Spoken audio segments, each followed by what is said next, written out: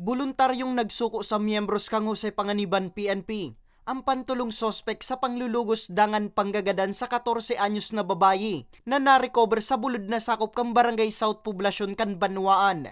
Ang sospek na saruman na minor de edad, nagtago alagad huli sa gutom asin konsensya, pinili na magsuko na sa otoridad.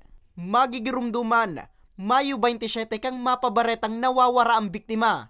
Hunyo 1 naman, kan maaresto ang duwa pang sospek, huli sa sumbong ning sarong testigo, kung sain, nakuanan pa ang duwang sospek ning iligal na droga asin badil.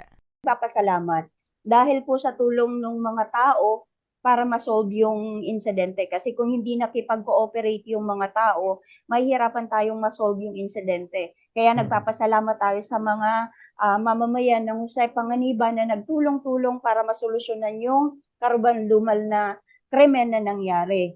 At kami po ay hindi titigil sa pagkampanya or pagpapatupad ng batas at pagkampanya para ma-prevent yung mga possible crime sa bawat munisipyo. Sa presente, naisaangat na sa tulong suspitsado ang kasong rape with homicide. Nasa kustudiya kang PNP ang 19 anyos na sospek na binistong si Giancarlo Flores, mantang nasa pangatama naman kang DSWD, ang duwang minor de edad na sospek. Ang panawagan lang namin sa mga magulang, kasi yung biktima natin ay minor de edad, bantayan po natin yung ating mga anak, lalo na po sa mga ganitong insidente na nawawala yung mga bata. Huwag po tayong titigil na hanapin yung mga bata, bigyan natin ng oras yung pag-uwi, alamin yung mga kasamang kaibigan, and syempre, alamin din natin kung ano yung interaction or ano yung ginagawa nila sa social media, kasi doon natin malalaman kung ano yung mga activities ng ating mga anak, ng ating mga kamag-anak, lalo na kapag minor.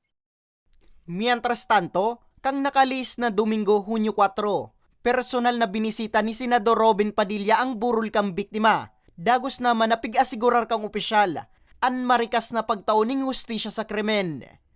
Para sa mga baretang tatak Bicol, Nomer Corporal.